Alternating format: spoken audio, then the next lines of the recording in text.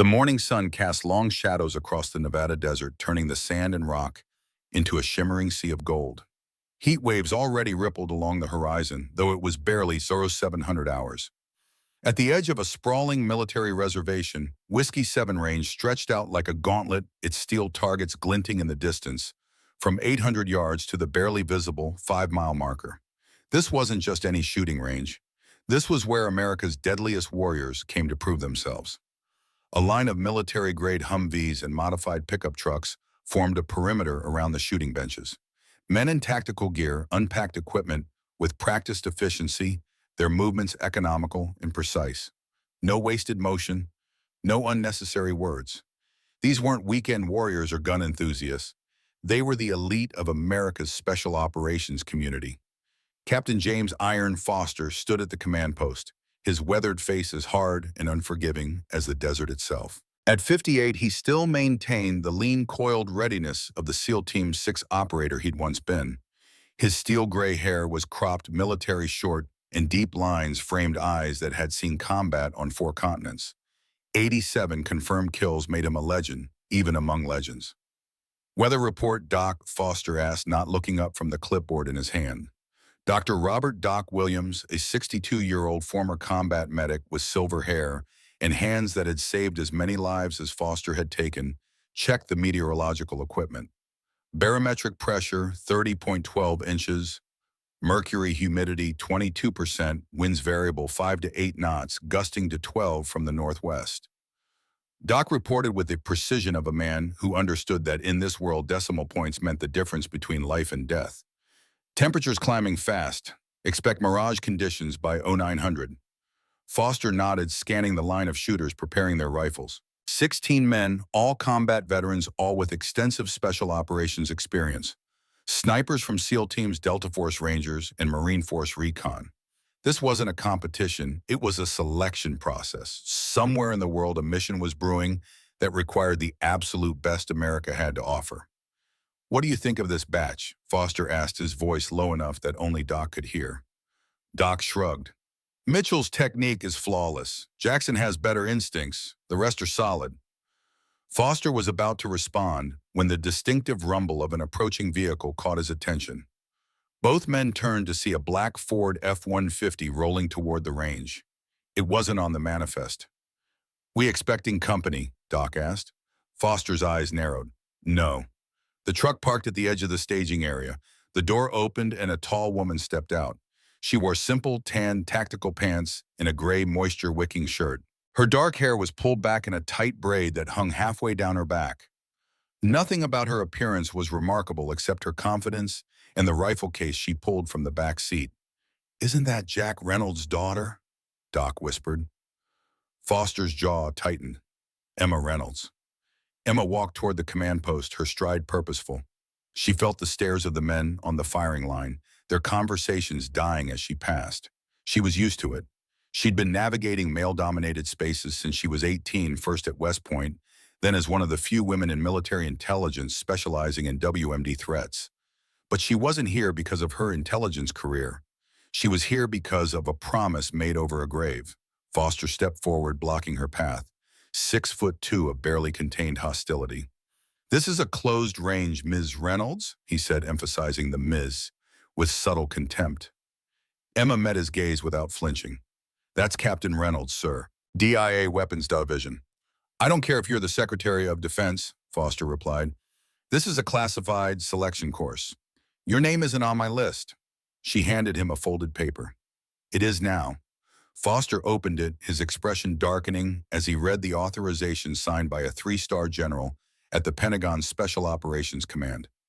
Doc watched the exchange with interest, noting how neither of them blinked or backed down. "This means nothing," Foster said, though they both knew it did. "This isn't some intelligence briefing where you can hide behind a PowerPoint presentation. These men have years of combat experience." "So do I," Emma replied evenly. Foster's laugh was cold. "Filing reports from a desk isn't combat experience." A ripple of tension spread through the assembled men who had stopped pretending not to listen. Emma's face remained impassive, though something dangerous flashed in her eyes. 3 tours in Afghanistan with Task Force Orange, 2 in Iraq," she said quietly. Check my file. For a moment, it seemed Foster might continue the confrontation, but Doc stepped forward, a gentle hand on his friend's shoulder. Let her qualify, Jim, Doc said softly. If she fails, she fails. No harm done. Foster's eyes never left Emma's. Fine. You get one chance to qualify. Same standards as everyone else. No special treatment. I don't want any, Emma replied. She moved past them toward the firing line, aware of the 16 pairs of eyes following her. She chose an empty position at the far end, setting down her equipment with the same methodical precision as the men. When she opened her rifle case, an audible murmur rippled through the group. The Remington MSR was a masterpiece of American engineering, a military-grade sniper system capable of extreme accuracy at distances exceeding 1,500 yards. But Emma's rifle stood out for one unmistakable reason. It was pink. Not a garish toy-like pink, but a subdued rose color that covered the entire stock and barrel in a matte finish. Michael Chen, a 45-year-old former Delta operator and the team's weapons specialist, couldn't contain himself. Is that a joke? Did someone bring their Barbie gun to the big boy range? Several of the men chuckled. Emma ignored them, continuing her preparations with steady hands. She removed a weatherproof notebook from her pack, its pages filled with the ballistic calculations and environmental factors. She checked her ammunition, measuring each round with a digital caliper before arranging them in a precise row.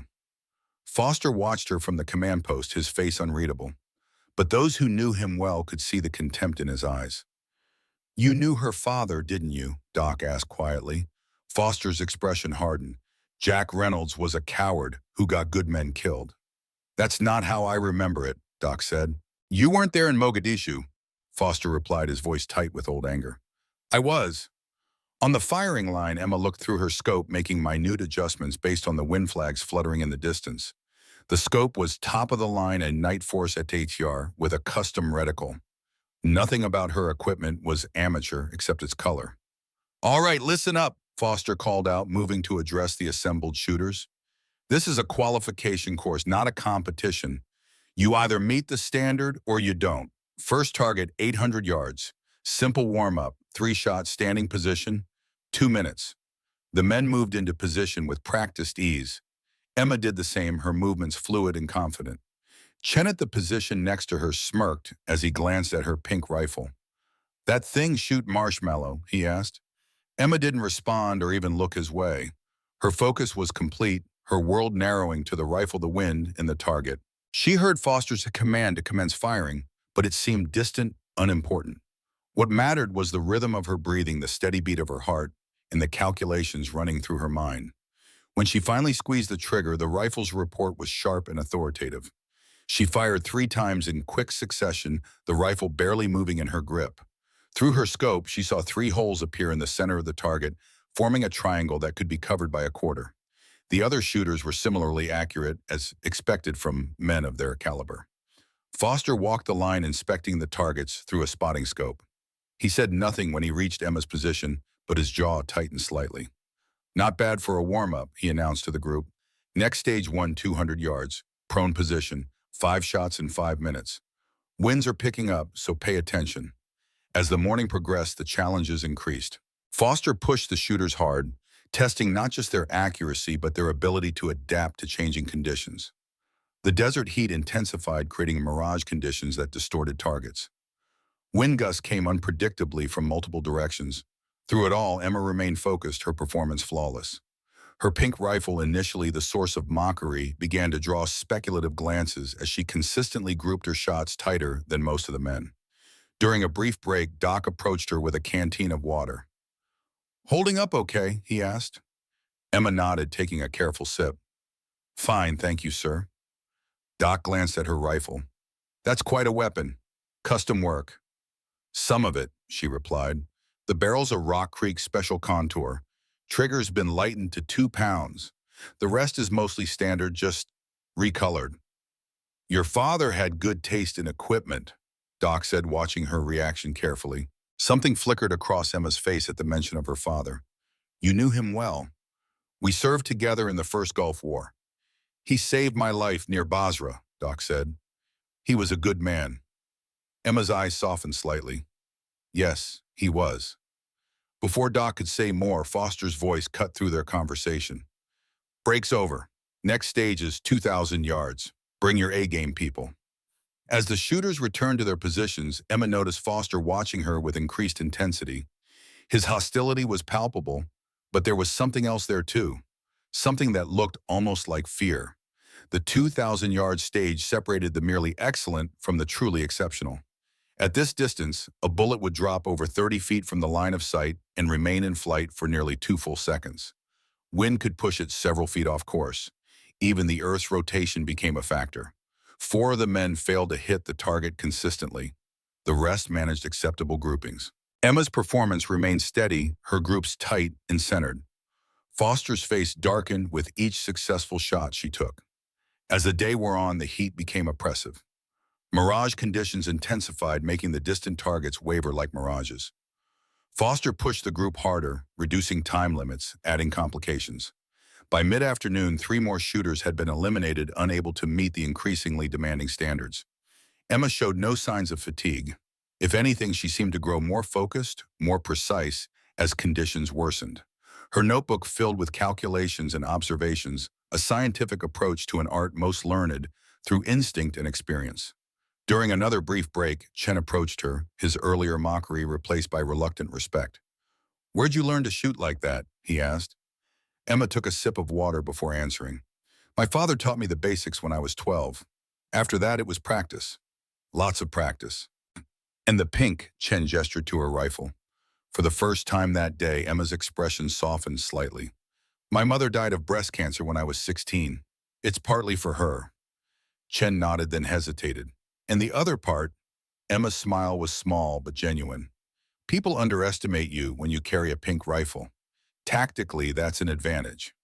Chen laughed a short bark of surprised appreciation. "Smart." Foster watched this exchange from a distance, his expression unreadable. When he spoke again, his voice carried an edge sharper than before. "Final qualification stage," he announced. 2 500 yards. 3 shots, 5 minutes. Winds are gusting to 15 knots, variable direction. This separates the professionals from the pretenders. At 2 500 yards, nearly a mile and a half, shooting became as much art as science. The bullet would remain in flight for over 3 seconds, dropping more than 60 feet from the line of sight. Every breath of wind, every subtle change in air density affected its path. One by one, the remaining shooters took their positions. Several missed the target entirely. Others managed to hit it, but couldn't maintain consistency across all 3 shots. Even the best among them struggled with the challenging conditions. When Emma's turn came, Foster stood directly behind her, his presence intentionally intimidating. She ignored him, focusing instead on her preparation. She checked the wind flags at various distances, noted the heat shimmer rising from the desert floor, and made careful calculations in her notebook. "Time's wasting, Reynolds," Foster said. "Or are you having second thoughts?" Emma didn't respond. She settled into position behind her rifle, her breathing slow and controlled. She made a final adjustment to her scope, then became perfectly still. 3 breaths, 3 heartbeats, 3 shots. The range went silent as the spotters examined her target. 3 holes clustered within 6 inches of each other, dead center. Doc let out a low whistle. Several of the men exchanged impressed glances. Foster's face remained stone, but a muscle twitched in his jaw. "Congratulations to those who qualified," he said finally, his voice tight. "Report back tomorrow at 0600 for mission briefing." As the group dispersed, Foster approached Emma, who was carefully packing her equipment. "That was impressive shooting," he said, the words clearly difficult for him. "But this isn't just about marksmanship. The mission requires teamwork, trust. Your father lacked those qualities. I suspect the apple doesn't fall far from the tree." Emma's hands stilled.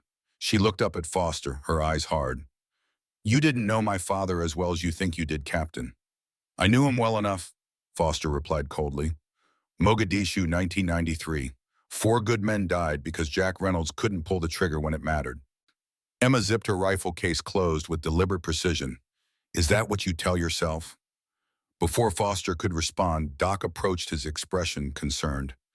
"Everything all right here?" Foster gave Emma one last hard look before turning away. "We're done for today. Tomorrow we'll see what she's really made of." As Foster walked away, Doc watched Emma carefully. That man has carried a grudge against your father for over 30 years. I know, Emma said quietly. May I ask why you're really here? Doc asked. This isn't exactly a standard assignment for DIA personnel.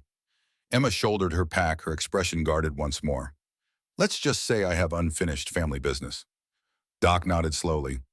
Your father never talked much about Mogadishu. Whatever happened there changed him. It changed a lot of people, Emma replied. As they walked toward the parking area, Doc glanced at her rifle case. Your father had a code name in the early days of Delta Force. Did you know that? Emma's step faltered slightly. What was it? Pink Ghost, Doc said, because he could vanish into the worst environments and still make the impossible shot. The pink part was a joke about how he always returned without a scratch while everyone else was bloodied. Emma stopped walking, staring at Doc with an intensity that made the older man blink. How do you know that name? She asked. It was classified. Doc shrugged. Your father and I served together for a long time. We shared things that weren't in any official report. Emma seemed to make a decision. If you knew my father well, then maybe you can help me. I need to know what really happened in Pakistan in 2011. Doc's expression darkened. The training accident? We both know it wasn't an accident, Emma said, her voice low and urgent. My father was too good to die in a training accident. Doc looked around the deserted parking area, then back at Emma. This isn't the place. Meet me tonight at the Dusty Boot Saloon in town. 2,000 hours. We'll talk then. As Doc walked away, Emma stood alone in the desert heat, the weight of her father's rifle case pressing against her shoulder like a promise. She'd prepared years for this moment, navigating her career in military intelligence with a single purpose: to discover the truth about her father's death and clear his name. The pink rifle wasn't just a memorial or a psychological tactic. It was a declaration of war. The Dusty Boot Saloon sat at the edge of the small Nevada town that served the military reservation. Its weathered exterior belied the sophisticated surveillance equipment hidden within its walls. As a frequent gathering place for special operations personnel, it was carefully monitored by multiple intelligence agencies. Emma arrived precisely at 2,000 hours, dressed in civilian clothes that didn't quite hide her military bearing. She chose a booth at the back, positioning herself to see both the entrance and the emergency exit. Old habits died hard. Doc arrived 10 minutes later, accompanied by Chen. Emma raised an eyebrow at the weapons specialist's presence. He's clean, Doc said as they slid into the booth, and he has information you need. The waitress brought 3 beers without being asked. When she left, Doc leaned forward, his voice barely audible over the jukebox playing Merle Haggard. Tell me what you know about Spectre, he said. Emma stiffened. Where did you hear that name? Your father mentioned it in his last communication to me, Doc replied, 3 days before he died. Emma glanced at Chen, who nodded confirmation. I was the armorer for the operation, he said, though I didn't know it was called Spectre until later. Reaching into her jacket, Emma removed a small device and placed it on the table. A faint hum indicated it was scrambling any listening devices within 10 feet. Spectre was supposed to be a simple surveillance operation, she said. A suspected Russian arms dealer meeting with Pakistani intelligence near the Afghan border. My father was there as an observer, only providing real-time intelligence assessment. Doc nodded. That matches what I was told, but I never believed it. Neither did I, Emma said. 2 months ago, I accessed classified files that suggested the real target wasn't an arms dealer. It was a former Soviet nuclear technician selling information about tactical nuclear weapons that went missing after the Soviet Union collapsed. Chen whistled softly. Suitcase nukes. I thought those were a myth. Most are, Emma confirmed, but not all. According to the file, Russian intelligence had traced at least 3 devices to a former colonel who went rogue after the Soviet collapse. He's been selling them piece by piece to the highest bidder. What does this have to do with your father? Doc asked. Emma took a long drink of her beer. The mission parameters changed at the last minute. Instead of surveillance, it became a capture operation. My father was ordered to make a positive ID before the team moved in. Who was in command on the ground? Chen asked. Emma's eyes met his. Captain James Foster. Doc sat back, understanding dawning on his weathered face. And you think Foster had something to do with your father's death? I think Foster has been lying about what happened for 14 years, Emma said. The official report states my father was killed by a negligent discharge during weapons cleaning. But my father never cleaned his rifle without disassembling it first. And he never ever would have pointed it at himself. Chen nodded in agreement. I prepped his equipment. Jack Reynolds was meticulous, almost obsessive about weapon safety. Doc glanced around the bar before speaking again. What's your real purpose here, Emma Revenge? Justice, Emma replied without hesitation. And something more important. I believe the mission failed. The nuclear materials were never recovered. The implications hung heavily in the silence that followed. Doc finally broke it. And now there's a new mission. Operation Spectre. Yes, Emma confirmed. According to my intelligence, the same Russian operative is back in business, this time working through proxies along the Ukrainian border. The nuclear material is in play again. Chen leaned forward. That's why Foster is assembling a team of the best shooters in the special operations community. This isn't just a kill mission, it's a recovery operation. And you think Foster knows you suspect him, Doc said to Emma. It wasn't a question. I'm certain of it, Emma replied. He's been blocking my attempts to access classified information about the original mission for years. When he saw my name on the qualification roster, he nearly lost it. Doc considered this information carefully. Foster isn't a traitor, Emma. Whatever happened between him and your father, he's dedicated his life to this country. I'm not saying he's a traitor, Emma said. I'm saying he's hiding something about how my father died. And I think it's connected to why the original mission failed.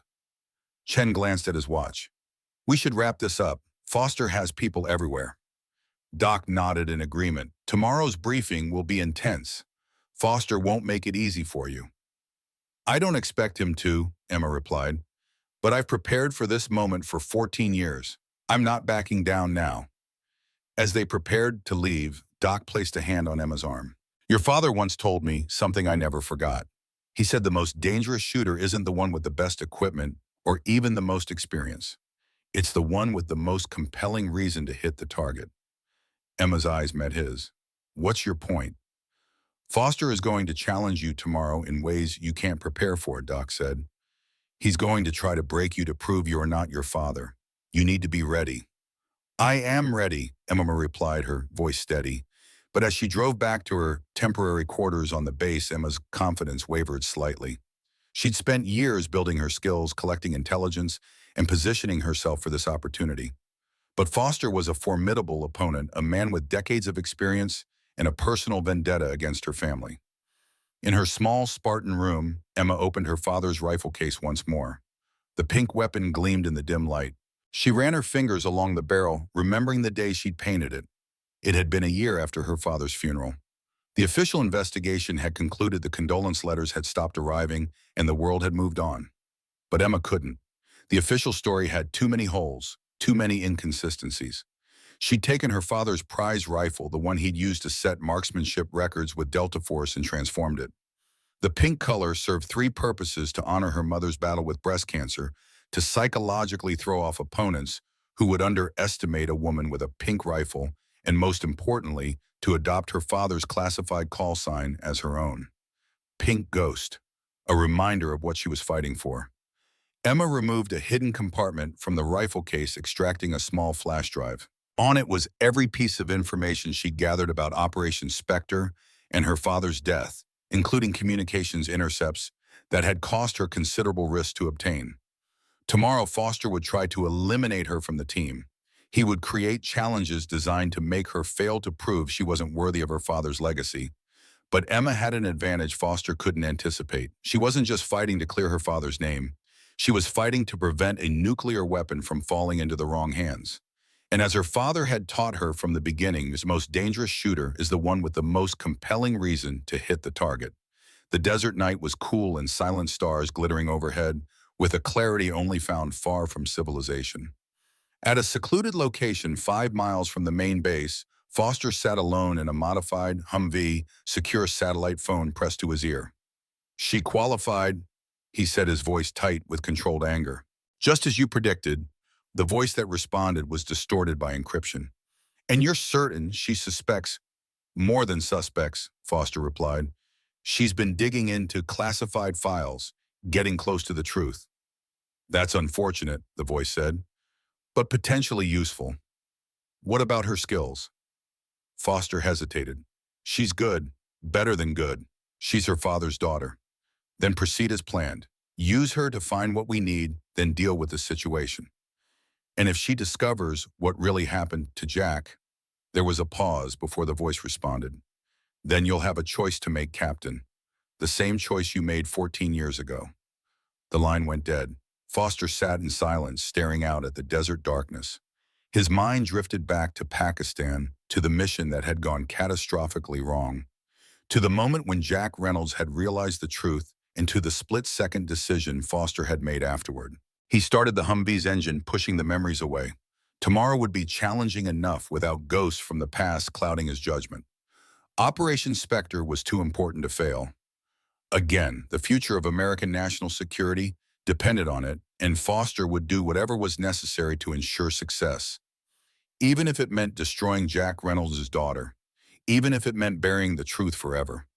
Dawn broke over the Nevada desert in a violent explosion of reds and golds, the sun's first rays igniting the eastern sky as if God himself had detonated a nuclear device on the horizon. At Whiskey 7 range, the air still held the night's chill, a deceptive coolness that would evaporate within the hour, replaced by the furnace heat that made this place as close to hell as any on American soil. Emma Reynolds arrived at Oro 5:30, 30 minutes before the required time. She wanted to survey the range alone to understand what Foster had planned. The pink rifle case slung across her back felt heavier today, weighted with expectation and memory. The range had been transformed overnight. Where yesterday there had been relatively straightforward targets at predictable distances, now there was a complex array of steel silhouettes positioned at odd angles in irregular distances. Some were partially obscured by obstacles. Others were mounted on mechanical systems that would make them move in unpredictable patterns. Impressive, isn't it? Emma turned to find Michael Chen standing behind her, a steaming cup of coffee in each hand. He offered one to her. Foster spent half the night setting it up personally, Chen said. I've never seen him invest this much effort into making someone fail. Emma accepted the coffee, its warmth welcome against the morning chill. He's wasting his time. I'm not going to fail. Chen studied her face, searching for bravado or uncertainty. He found neither, only calm determination. You need to understand something about Foster, Chen said, his voice low. He's a patriot. Everything he does is in service to this country. If he's targeting you specifically, it's not just about your father. It's because he genuinely believes you're a risk to the mission. And what do you believe? Emma asked. Chen's eyes shifted to the targets in the distance. I believe we need the best shooters we can get. If that's you, then your family history doesn't matter. Their conversation was interrupted by the arrival of vehicles carrying the rest of the qualified candidates. 13 men, all combat veterans, all exceptional marksmen. They exited their transport with the quiet efficiency of professionals checking equipment and surveying the modified range with practiced eyes. Foster arrived last, accompanied by Doc Williams and a man Emma didn't recognize. Tall and rail-thin, with the pale complexion of someone who spent most of his time indoors, he carried a metal briefcase handcuffed to his wrist. Gather round, Foster called, his voice carrying across the range without effort. The shooters formed a semicircle around him, Emma deliberately positioning herself between two of the larger men.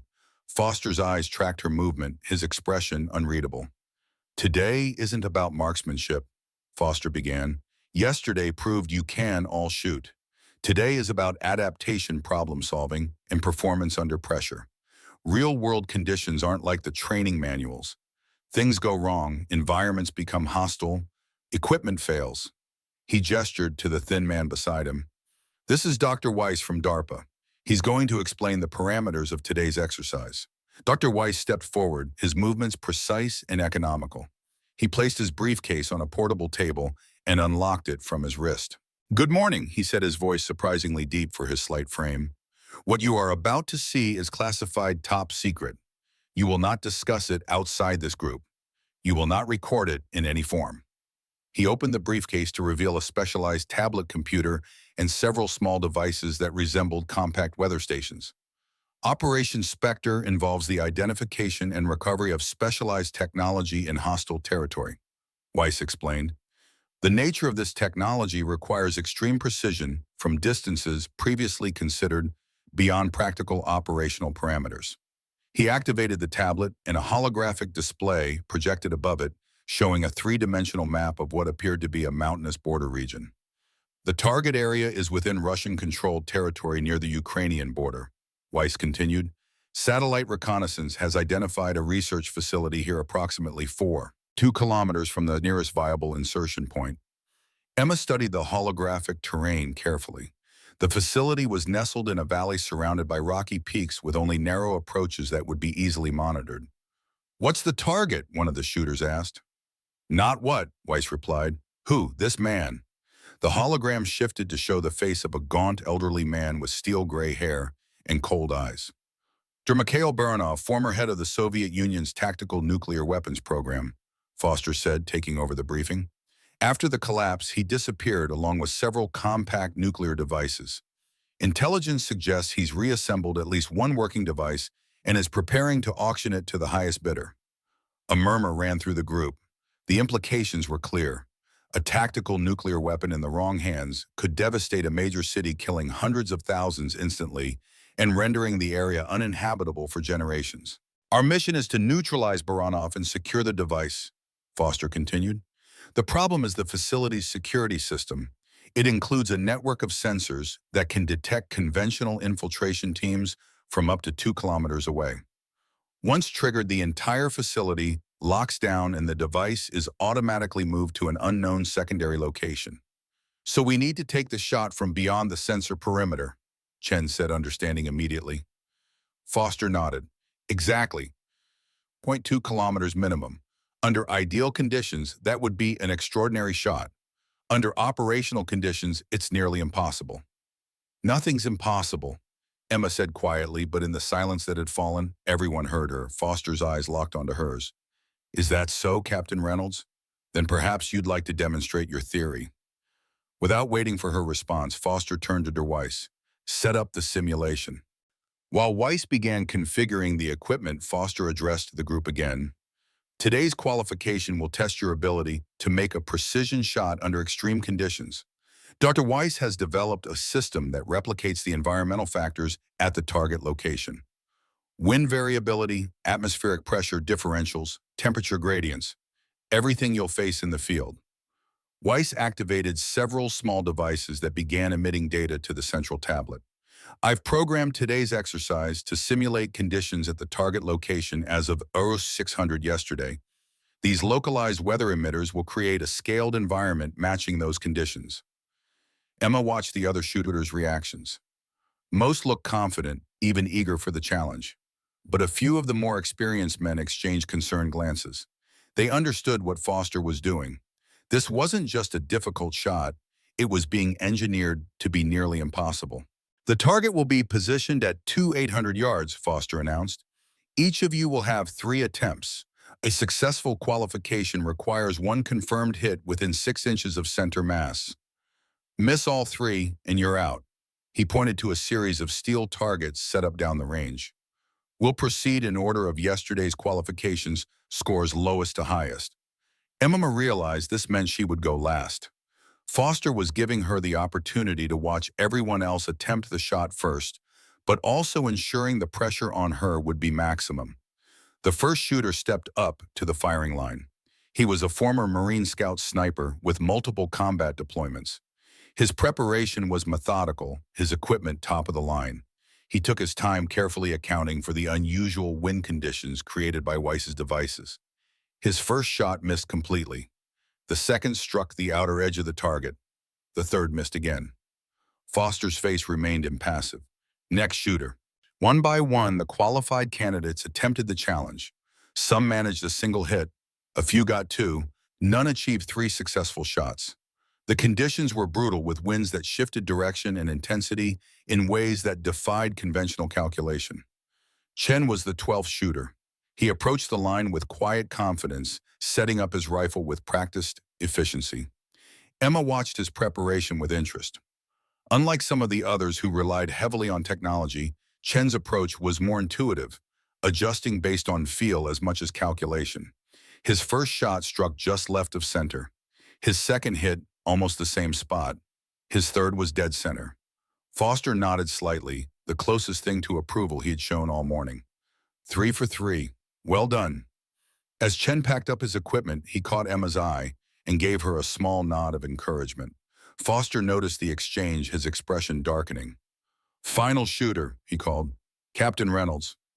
Emma moved to the firing line, conscious of all eyes upon her. She set up her position, deliberately taking her time to survey the conditions.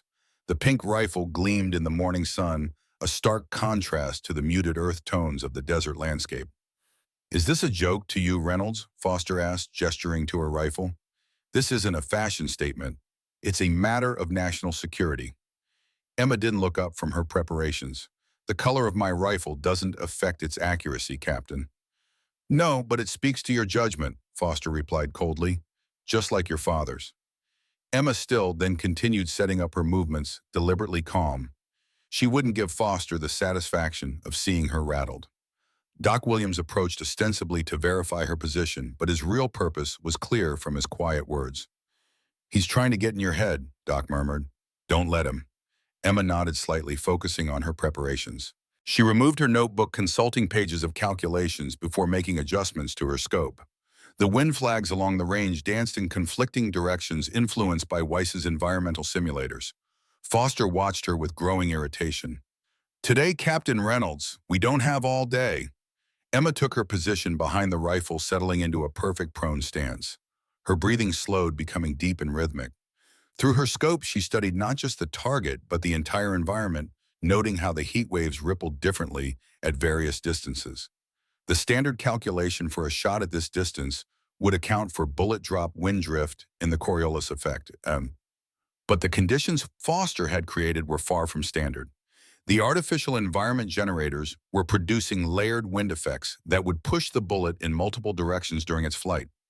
Emma made a final adjustment to her scope, then paused. She closed her eyes briefly, remembering her father's voice from long ago. "The secret isn't in the equipment," he had told her. "It's in understanding that you, the bullet, and the target are all part of the same system. Feel the connection." She opened her eyes, took a breath, and squeezed the trigger. The rifle cracked sharply, the sound echoing across the range. Through her scope, Emma watched as the bullet struck the target just right of center. Without celebration or comment, she chambered another round. She made a small adjustment to her scope, compensating for what she had learned from the first shot. Her second round struck even closer to center. For her final shot, Emma paused longer, studying the wind flags once more. Something had changed. The pattern of the artificial environment was shifting, becoming more chaotic. Foster had ordered Weiss to increase the difficulty. Emma smiled slightly. It was exactly what she had expected him to do. Instead of fighting the changing conditions, she embraced them. Her final calculation wasn't based on standard ballistics formulas, but on a method her father had developed for extreme distance shooting and variable winds. It relied on identifying the dominant air current and using it to guide the bullet through the chaos. Her third shot struck dead center. Silence fell over the range. Even Foster seemed momentarily at a loss for words. Dr. Weiss examined his equipment with obvious interest, as if suspecting a malfunction. 3 for 3, Doc announced finally. Perfect qualification. Foster's jaw tightened. "Congratulations, Captain Reynolds. You've qualified for the next stage." His tone made it clear this wasn't the result he had wanted. He turned to address the entire group. "Those who successfully qualified report to Hangar 17 at 1400 hours for mission planning." Dismissed. As the shooters dispersed, Emma carefully packed her equipment. She felt Foster's presence before he spoke. "That last shot," he said, his voice pitched low, so only she could hear. "That was Jack's technique, wasn't it? The cross-current calculation." Emma looked up at him, surprised. "You recognized it." "Your father developed it during our time in Somalia," Foster replied, his expression unreadable. "He called it riding the wind." Before Emma could respond, Foster turned and walked away, leaving her with more questions than answers. If Foster knew her father's techniques so intimately, they must have been closer than she'd realized. Chen approached as she finished packing. "That was impressive. I've never seen anyone read conditions like that." My father taught me, Emma said simply. Chen nodded. Foster noticed. That's why he looked like he'd seen a ghost. Maybe he had, Emma replied. Hangar 17 was located on the far side of the base, separated from the main facilities by a buffer of empty desert. As Emma approached the nondescript building, she noticed the heightened security presence. Armed guards checked credentials at multiple checkpoints, and discreet but unmistakable surveillance systems monitored the perimeter.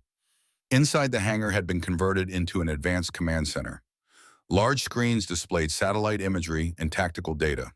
Workstations hummed with activity as intelligence analysts processed information in real time. Foster stood at a central planning table, deep in conversation with Dr. Weiss and several military officers Emma didn't recognize. He looked up as she entered, his expression souring slightly. Captain Reynolds, he acknowledged with a curt nod. Join the others.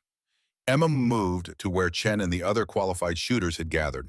Only 7 had made it through all the qualification stages. All men except for her, all with extensive combat experience. Quite the setup, Chen murmured as she joined them. This isn't just a mission. It's a full-scale operation. With our nuclear arsenal at stake, I'd hope so, Emma replied quietly. Foster called the group to attention. Listen up. What you're about to hear doesn't leave this room. Operation Spectre is classified above top secret. If you discuss it with anyone not directly involved, you'll spend the rest of your life in a very small cell at a black site that doesn't officially exist. He activated the central display, bringing up a 3-dimensional map of the target area. Our objective is the Severny Research Facility located 30 kilometers inside Russian territory near the Ukrainian border, Foster explained. Satellite reconnaissance confirms Dr. Baranov's presence as of 0600 this morning. Intelligence suggests he has at least one functional tactical nuclear device on site with a yield estimated at 10 kilotons. One of the shooters whistled softly, enough to level downtown Manhattan.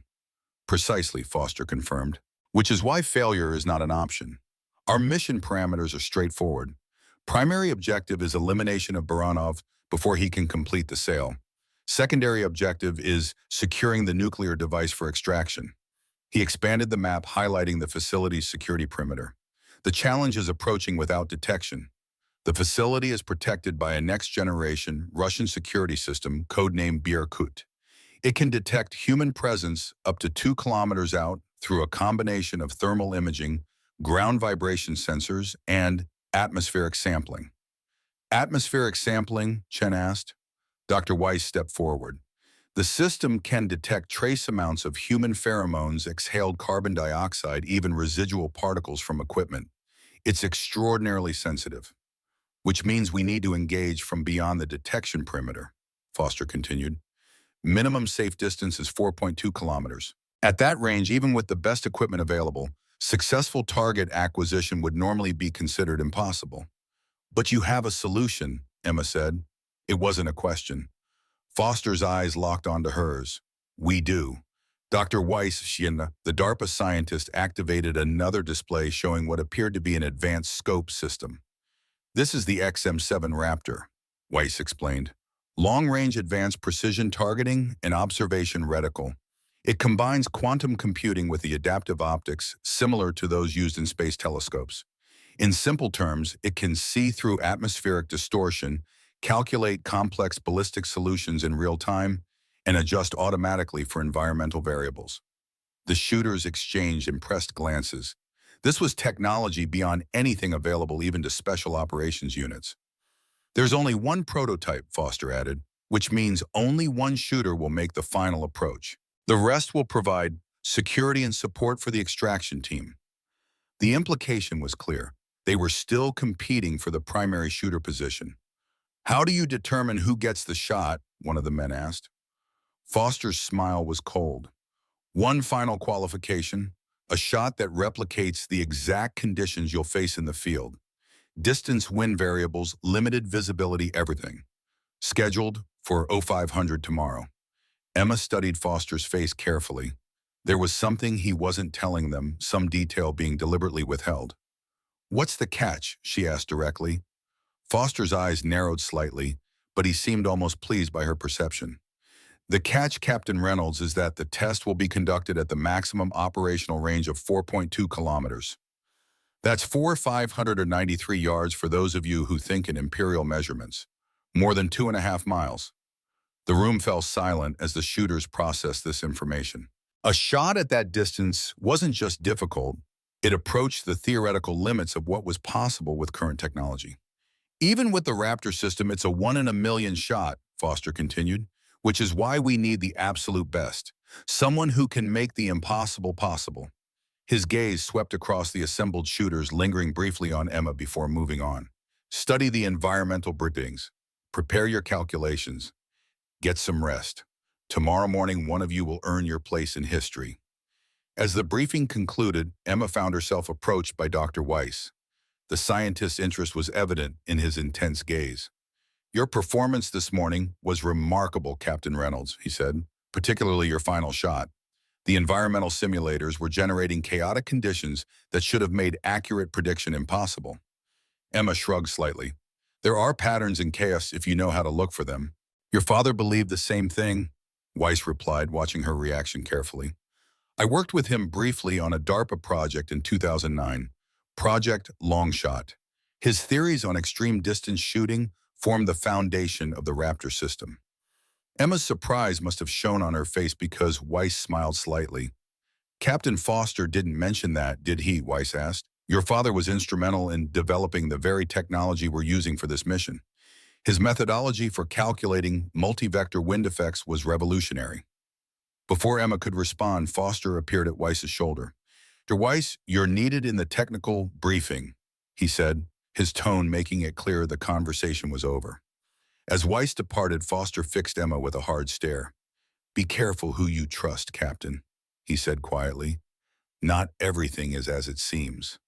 Including you, Emma challenged. Foster's expression remained unreadable. Especially me. He walked away, leaving Emma with the distinct impression that he had wanted her to overhear the conversation with Weiss. But why? What game was Foster playing? The desert night was clear and cold stars glittering overhead like diamond dust scattered across black velvet. Emma sat alone on a small rise overlooking the range, her father's notebook open in her lap, its pages illuminated by a small tactical light. The formulas and calculations that filled the book had once seemed like a foreign language to her. Now they were as familiar as her own heartbeat. Each page contained not just ballistic data, but her father's observations, his insights into the art of long-distance shooting. Mind if I join you? Emma looked up to find Doc Williams standing nearby, 2 mugs in his hands. She nodded and he settled beside her, offering one of the mugs. The rich aroma of good coffee cut through the desert air. Couldn't sleep, Doc asked. Just going over some calculations, Emma replied, accepting the coffee gratefully. Doc glanced at the notebook. Jack's notes. I remember him working on those. He was obsessive about documentation. Emma smiled slightly. He used to say memory fails, but math doesn't lie. Sounds like him, Doc agreed. Your father was the most methodical man I ever knew. It made him an exceptional shooter, but a terrible poker player. Too predictable. They sat in comfortable silence for a moment, sipping their coffee and contemplating the star-filled sky. Foster knew my father well, didn't he? Emma asked finally. Doc nodded. They were like brothers once. Came up through the ranks together, served in the same units. Foster was best man at your parents' wedding. Emma stared at him in shock. What? That can't be right. They hated each other. No, Doc corrected gently. Something happened that destroyed their friendship. But hate, that came later. Mogadishu, Emma said. That was the beginning, Doc acknowledged. October 1993. A classified operation went wrong. 4 men died. Foster blamed your father, claimed he hesitated when he should have taken the shot. Did he hesitate, I mean? Doc considered his answer carefully. Your father made a judgment call. There were civilians in the area, children. The intelligence was incomplete. He refused to fire without positive identification of the target. And Foster disagreed, Emma concluded. Foster believed in completing the mission at all costs, Doc said. Your father believed in making the right decision even when it was difficult. It created a rift between them that never healed. Emma processed this information, trying to reconcile it with what she knew about her father. But that doesn't explain Pakistan. Why was Foster there? Why was my father? Doc's expression grew guarded. That's complicated. I need to know, Doc, Emma pressed. If I'm going into this mission, I need to understand what happened. Doc sighed heavily, his breath forming a small cloud in the cold night air. Operation Spectre wasn't new. The original mission 14 years ago had the same code name and similar objectives. Baranov had surfaced in Pakistan, allegedly meeting with extremist elements interested in acquiring nuclear material. My father was sent to identify him, Emma said, connecting the dots. Yes, Doc confirmed. Your father was the only one who had seen Baranov in person years earlier during a joint U.S.-Russian nuclear security conference. Foster was mission commander. The plan was simple: positive identification by your father, followed by capture by Foster's team. But something went wrong, Emma said. Doc's eyes seemed to focus on something distant, something only he could see. The intelligence was faulty. Baranov wasn't alone. He had Russian Spetsnaz protection disguised as local security. When Foster's team moved in, they walked into an ambush. Emma felt a chill that had nothing to do with the desert night. And your father identified Baranov as ordered, but he also spotted the disguised Spetsnaz operators and tried to warn Foster. Communications were jammed. By the time Foster realized what was happening, 2 of his men were already down. The official report said my father died from a negligent discharge. Emma said, her voice tight with controlled emotion. Doc shook his head slowly. That was the cover story. The truth is classified to this day. Tell me, Emma insisted. Please. Doc looked at her for a long moment, then nodded as if coming to a decision. Your father was in a forward observation position when the ambush was sprung. He could have withdrawn safely. Instead, he exposed his position to provide covering fire for Foster's team. He killed 3 Spetsnaz operators before they pinpointed his location. Emma's heart pounded in her chest. He died protecting Foster. Yes, Doc confirmed. But that's not the whole story. Before he was killed, your father reported seeing something. A device being loaded onto a helicopter. We believe it was a tactical nuclear weapon, one of the missing Soviet suitcase nukes. The same ones we're after now, Emma realized. The very same, Doc agreed. Your father died trying to prevent those weapons from falling into the wrong hands. Foster survived, but he's carried the guilt ever since. Guilt, Emma asked, confused. Why would he feel guilty if my father saved him? Doc hesitated, clearly weighing how much to reveal. Foster had an opportunity to extract your father before the Russians reached his position. He chose to pursue Baranov and the nuclear device instead. The implications hit Emma like a physical blow. Foster left my father to die. He made a tactical decision, Doc said carefully. The mission objective was the nuclear material. Foster followed protocol. But he failed, Emma said bitterly. The device got away. Yes, Doc acknowledged, and I think that's what's eaten at him all these years. Your father died for nothing. The mission failed, and Foster has carried that burden ever since. Emma stared out at the dark desert, trying to process everything she'd learned. The picture emerging was complex, filled with shades of gray rather than the black and white she'd imagined. Why is Foster so hostile toward me? She asked finally. If he feels guilty about my father's death, shouldn't he want to make amends? Guilt does strange things to a man, Doc replied. Sometimes it's easier to focus on anger than face the truth. I think seeing you, especially with that pink rifle, forces Foster to confront his own failures. The pink rifle, Emma murmured. You know about the call sign. Doc nodded. Pink Ghost. It was classified, but those of us who served with your father knew. He was a legend in the special operations community. Could appear and disappear like a ghost makes shots nobody else would attempt, always came back unscathed when others were bloodied. Until Pakistan, Emma said quietly. Until Pakistan. Doc agreed. Tomorrow's test isn't just about selecting the best shooter, Emma.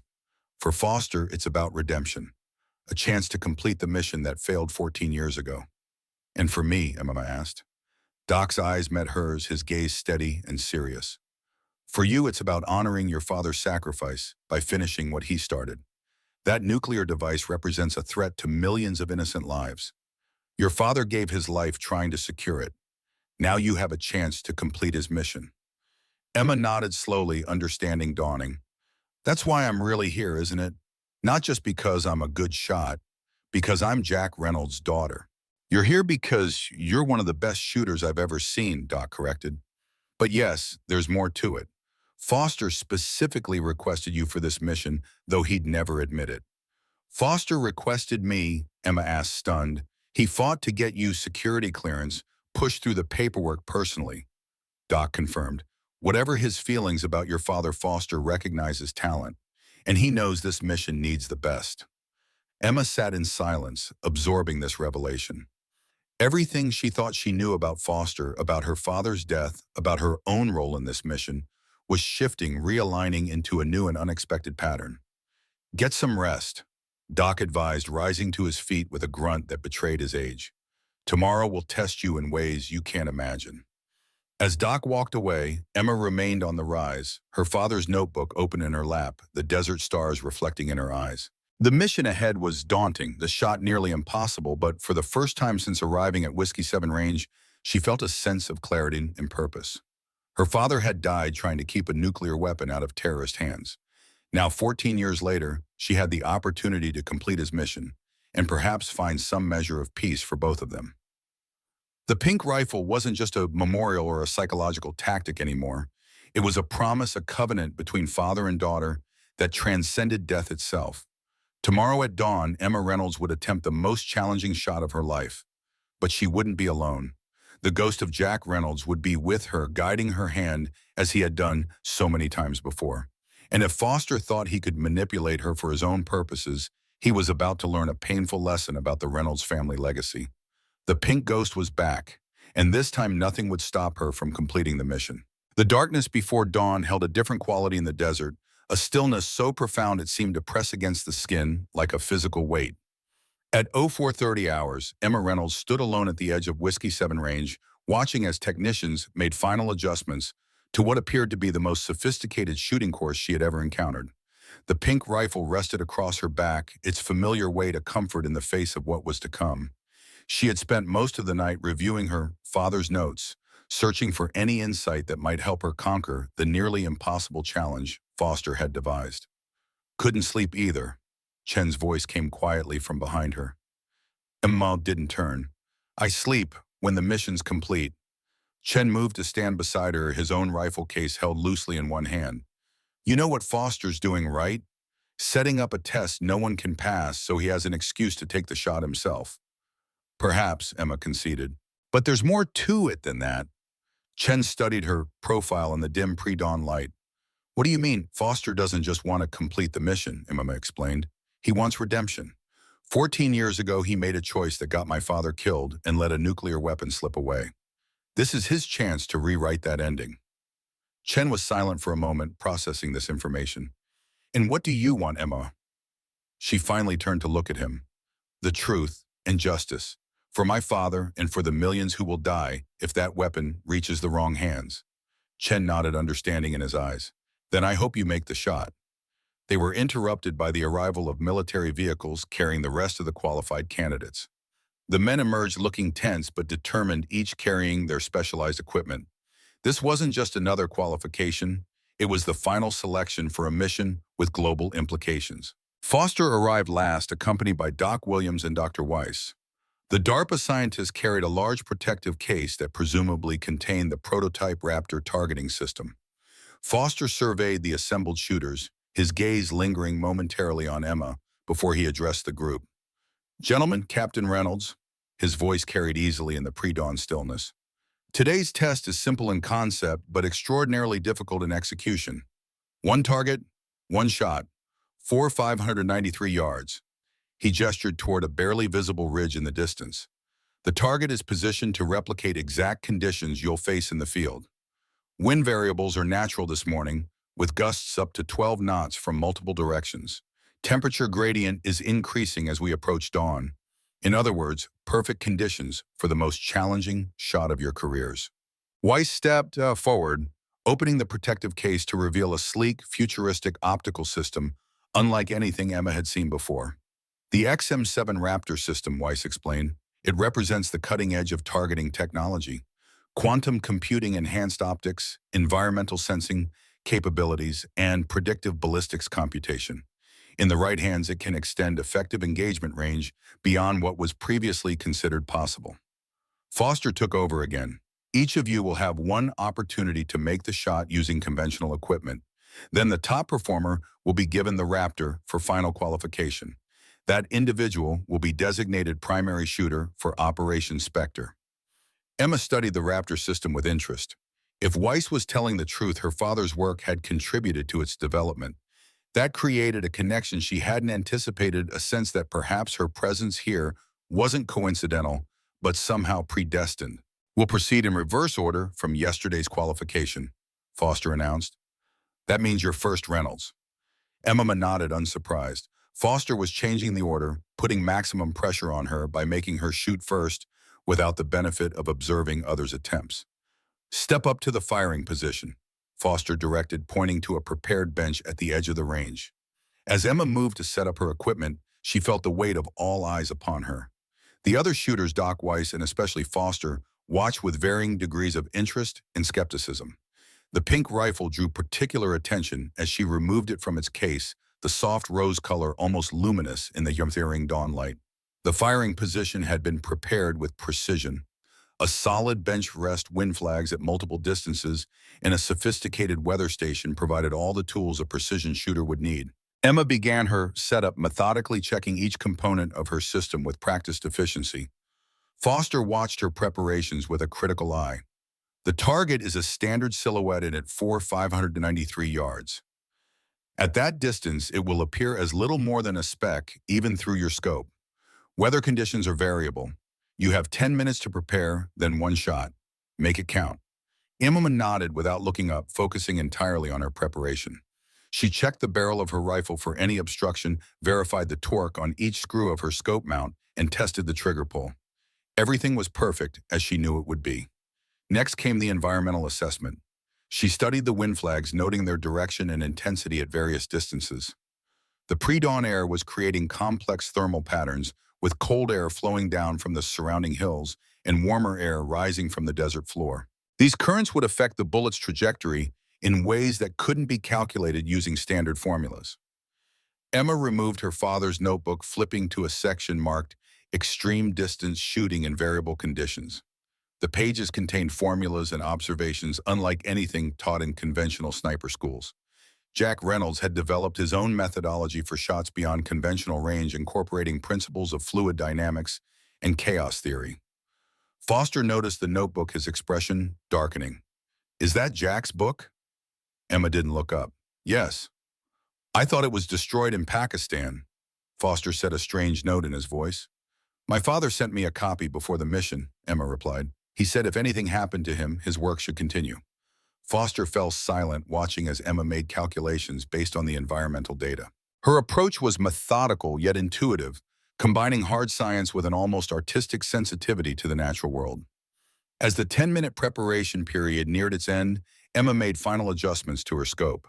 The target was barely visible, a tiny silhouette against the lightning sky, impossibly distant.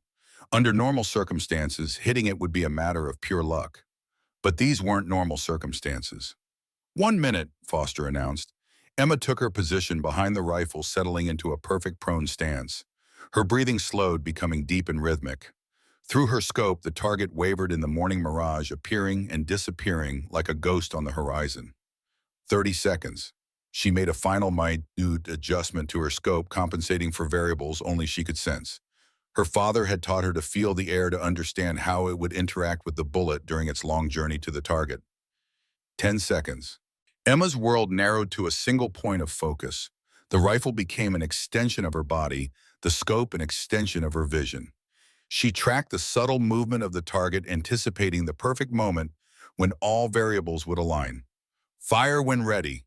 She took a deep breath, held it, and squeezed the trigger.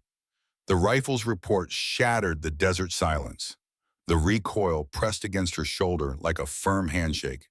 Through the scope, Emma watched the target, knowing it would take nearly 7 seconds for the bullet to reach its destination. 1, 2, 3. The world seemed suspended in those eternal seconds.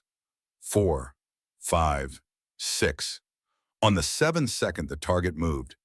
Not the subtle sway of wind, but the sharp jerk of impact. A direct hit at 4,593 yards. Silence fell over the range. Even Foster seemed momentarily speechless.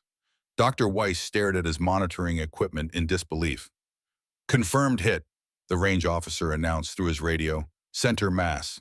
The other shooters exchanged glances, a mixture of awe and resignation in their expressions. They recognized what they had just witnessed, a shot that defied conventional understanding of ballistics, a shot that few, if any of them, could replicate. Foster's face was unreadable as he approached Emma. Impressive, Captain Reynolds. It seems your father taught you well. There was something in his tone that gave Emma pause, not just grudging respect, but a hint of satisfaction, as if her success had confirmed something he already suspected. Thank you, sir, she replied cautiously. Foster turned to address the group. While Captain Reynolds' performance is certainly noteworthy, we'll continue with the qualification as planned. Each shooter will attempt the same shot followed by a final evaluation using the Raptor system. As Emma packed her equipment, Chen approached his expression, one of quiet amazement. That was impossible, he said softly. I've been shooting for 20 years and I've never seen anything like it. Emma closed her rifle case before responding. My father used to say, nothing is impossible if you understand the true nature of the problem. And what's the true nature of this problem? Chen asked. Emma glanced toward Foster, who was observing the next shooter's preparations. I'm not entirely sure yet, but I intend to find out. One by one, the remaining shooters attempted the nearly impossible shot. Each approached the challenge with skill and determination, employing various techniques and calculations. Only Chen managed to hit the target, though his shot struck the outer edge rather than center mass. When all conventional attempts were complete, Foster gathered the group once more. Based on this morning's performance, Captain Reynolds will proceed to the final qualification with the Raptor system. He announced, his tone neutral. The rest of you are designated as support team for Operation Spectre. Dr. Weiss approached with the Raptor case, opening it to reveal the advanced targeting system. Captain, if you'll allow me to install this on your rifle, we can proceed with the final qualification. Emma nodded her agreement, watching carefully as Weiss removed her existing scope and began mounting the prototype system. The Raptor was heavier than a conventional scope with multiple electronic components and a heads-up display that projected targeting data directly into the shooter's field of view. The system requires calibration to your specific shooting style, Weiss explained as he worked. It analyzes minute variations in your trigger control breathing pattern and even your heart rate to optimize predictive calculations. Emma listened attentively, noting the similarities between the Raptor's approach and her father's methodology. The system wasn't just applying conventional ballistics. It was incorporating the human element, treating shooter and weapon as an integrated system. There, Weiss said, stepping back, it's ready for calibration. Take your position and the system will begin its analysis. Emma settled behind the rifle, once more conscious of Foster watching her with intense concentration. The Raptor's display illuminated as it powered up, overlaying her view with a complex array of data, wind vectors, temperature gradients, ballistic calculations, and dozens of other variables. Impressive, she murmured. Your father would have loved it, Weiss said quietly. Much of the underlying theory came from his research. Foster cleared his throat. Let's proceed with the qualification. Dr. Weiss set up the advanced scenario. Weiss nodded, activating controls on a tablet computer. The Raptor allows for engagement beyond visual range using satellite data and predictive targeting. For this qualification, we've set up a moving target at 5,280 yards, 1 mile. Emma's eyebrows rose slightly. A moving target at 1 mile was challenging enough. At 5,280 yards, it approached the theoretical limits of what was possible, even with advanced technology. The target will move in an irregular pattern, Foster added, simulating a subject moving through a secure facility. You'll have one opportunity to take the shot when the system indicates optimal conditions. Emma adjusted her position, feeling the Raptor system respond to her movements. The display shifted, providing real-time feedback on her stance and positioning. It was like having a master sniper looking over her shoulder, offering instantaneous guidance. Begin calibration sequence, Weiss instructed. Emma took several deep, measured breaths, allowing the system to analyze her respiratory pattern. She pressed lightly against the trigger, letting it record her preferred pressure and breakpoint. Within minutes, the Raptor's display indicated it had completed its initial calibration. Target is active, Foster announced. You may fire when the system indicates optimal conditions. Through the Raptor's enhanced optics, Emma could see the target more clearly than should have been possible at such an extreme distance. It moved in an irregular pattern, pausing occasionally before changing direction. The system tracked its movement, calculating trajectory speed and probable future position. A small indicator in the corner of the display showed shooting conditions currently flashing red to indicate unfavorable variables. Emma waited patiently, allowing the Raptor to gather more data to refine its calculations. Suddenly, the indicator changed to yellow, then green. The display highlighted an aim point, leading the target, compensating for the bullet's nearly 8-second flight time. Emma began to squeeze the trigger, then hesitated. Something felt wrong. The indicated aim point didn't align with her instincts with what her father had taught her about extreme distance shooting. Foster noticed her hesitation. Problem, Captain. Emma didn't respond immediately, her focus entirely on the target and the Raptor's calculations. The system was failing to account for a subtle thermal current she could detect in the way heat waves rippled across the range. She made a decision. Ignoring the Raptor's indicated aim point, Emma adjusted slightly, leading the target by an additional fraction of a degree. The system's warning indicator flashed red, suggesting the shot would miss. Emma squeezed the trigger. The rifle cracked sharply, sending its message downrange. Through the Raptor's enhanced optics, Emma watched the bullet's flight tracked by the system's predictive algorithms. According to the display, the round would miss by several feet. 8 eternal seconds passed. The target jerked violently, then fell. Direct hit. Foster's voice cut through the stunned silence. Target confirmed down. Clean shot. Dr. Weiss stared at his tablet in disbelief. That's impossible. You deliberately countermanded the system's solution. Emma lowered the rifle, turning to meet Weiss's bewildered gaze. The system didn't account for the thermal current crossing the range at approximately 3,000 yards. It created a microclimate that would deflect the bullet. How could you possibly know that? Weiss demanded. Emma gestured toward the desert landscape. The way the heat ripples above the sand. The subtle shift in the mirage effect. My father called it reading the desert's breath. Foster stepped forward, his expression unreadable. The Raptor system was designed to incorporate Jack's theories on environmental reading, but it seems the algorithms still can't match human intuition. At least not your intuition. He turned to address the assembled group. Captain Reynolds has qualified as primary shooter for Operation Spectre. Deployment is scheduled for 0600 tomorrow. Mission briefing at 1800 hours today. Dismissed. As the others departed, Foster remained behind, watching as Emma carefully removed the Raptor system from her rifle. Your father would be proud, he said finally. Emma glanced up, surprised by the sincerity in his voice. You think so? Foster nodded slowly. Jack always said technology was just a tool. The real skill was in understanding the world around you, in feeling the invisible currents that connect shooter bullet and target. You've changed your tune, Emma observed carefully. Yesterday you could barely speak his name without contempt.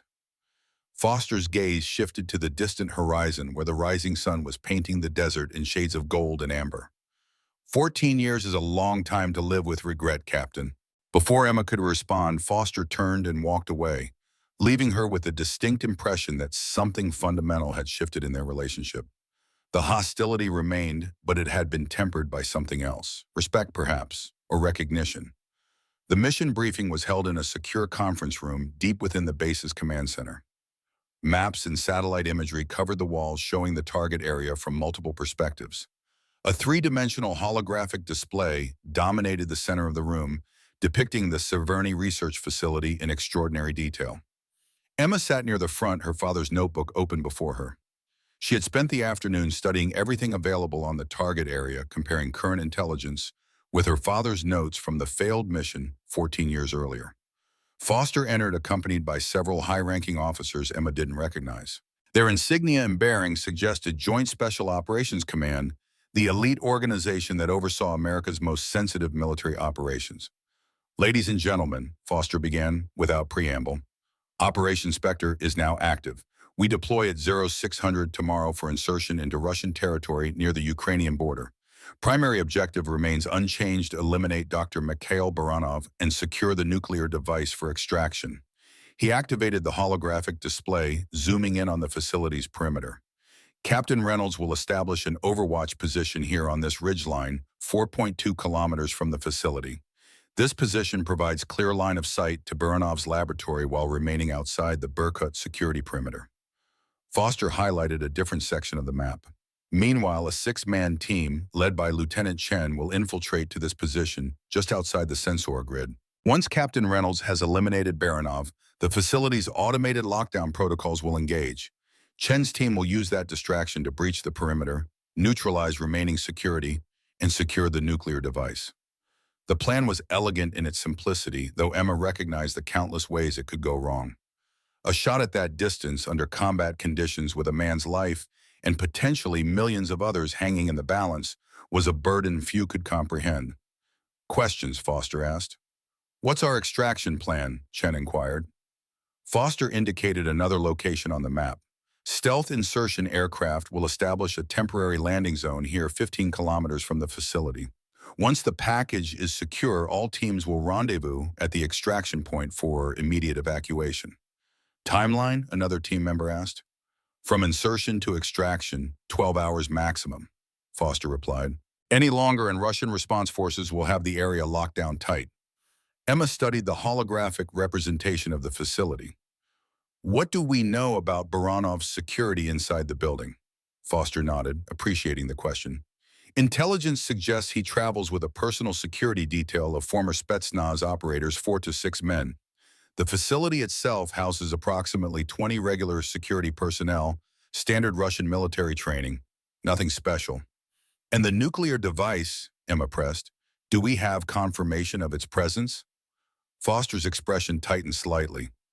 Satellite thermal imaging has detected a cooling system consistent with those used for nuclear material storage. Additionally, increased security protocols in the presence of specialized radiation containment equipment strongly suggest the device is on site. Emma made notes in her father's book, correlating the new information with what she already knew. Something about the facility's layout tickled at her memory, a detail from her father's records that seemed relevant but remained just beyond her grasp. As the briefing continued, covering equipment specifications, communications protocols, and contingency plans, Emma found herself increasingly certain that she was missing something important. Some connection between her father's failed mission and their current operation that would prove crucial. When the formal briefing concluded, most of the participants dispersed to make final preparations. Emma remained seated, reviewing her notes with growing frustration. The answer was there, she was certain, but she couldn't see it. Something troubling you, Captain? Emma looked up to find Doc Williams standing beside her, concern evident in his weathered face. Just trying to put the pieces together, she replied. Something about this facility seems familiar, but I can't place it. Doc glanced around to ensure they were alone before responding. Perhaps because it's the same facility where your father tracked Baranov 14 years ago. Emma stared at him in shock. What? That's impossible. That was in Pakistan. Doc shook his head slowly. That was the cover story. The actual operation took place in southern Russia near Volgograd. The facility was abandoned after the incident, or so we believed. Apparently, Baranov has returned to his old hunting grounds. Why wouldn't Foster mention this? Emma demanded. Because officially, we were never there, Doc explained. The mission was so classified that even its failure was buried. Only those directly involved knew the truth. Emma processed this revelation, its implications rippling through her understanding of the mission and her father's death. Does this mean Foster has been there before? He knows the terrain, the facility layout. He was boots on the ground, Doc confirmed. He led the assault team while your father provided overwatch, just like you're about to do. And you're only telling me this now, Emma asked, her voice tight with controlled anger. Doc held up his hands placatingly. I only confirmed it myself this morning. Foster has kept this information compartmentalized, even from the mission planning team. I suspect he fears a leak that could compromise the operation. Emma's mind raced, reassessing everything she knew about Operation Spectre in light of this new information. This isn't just about completing a failed mission. Foster is deliberately recreating the scenario that got my father killed with me in his place. I believe so, Doc agreed, though his motives may be more complex than simple redemption. What do you mean? Doc leaned closer, his voice barely above a whisper. I've known Foster for 30 years. He's many things, not all of them admirable, but he's always been a patriot. If he's recreating the original mission parameters, it's because he believes it's the best approach tactically, not because of some psychological need for closure. Emma wasn't convinced. Or perhaps he's trying to rewrite history to prove his decision was right and my father's was wrong. Perhaps, Doc conceded. But whatever his motives, the mission remains valid. Baronoff and that nuclear device represent a genuine threat. Emma closed her father's notebook, her decision made. I need to see Foster. Now. Foster was alone in his office when Emma arrived, studying satellite imagery with intense concentration. He looked up as she entered, his expression guarded. Captain Reynolds, what can I do for you? Emma closed the door behind her. You can start by telling me why you didn't mention that we're returning to the same facility where my father died. Foster's surprise was momentary but genuine. He recovered quickly, leaning back in his chair with a sigh. Who told you, Williams? That's not important, Emma replied. What matters is you've been withholding critical information about this mission, information that could affect its success. Foster regarded her silently for a moment before responding. Sit down, Captain. Emma remained standing. I prefer to stand. Suit yourself, Foster said, rising from his own chair. Yes, it's the same facility. I didn't mention it because it wasn't relevant to the operational briefing. The layout has changed. Security has been upgraded. For all practical purposes, it's a different target. Except it's not, is it? Emma challenged. It's the same facility, the same target, the same mission. You're recreating the scenario that got my father killed with me playing his role. Foster's eyes narrowed. Your father's role was vital. So is yours. This isn't about sentiment, Captain. It's about completing a mission of national importance. Then why me? Emma demanded. There are other qualified shooters. Why insist on Jack Reynolds' daughter? Foster moved to a wall safe, entering a complex combination before removing a file folder stamped with the highest security classifications. He placed it on his desk, sliding it toward Emma. Because of this, he said simply. Emma approached, cautiously opening the folder to reveal a series of photographs and documents. The photos showed a younger version of her father with another man, an older individual with steel gray hair and cold eyes.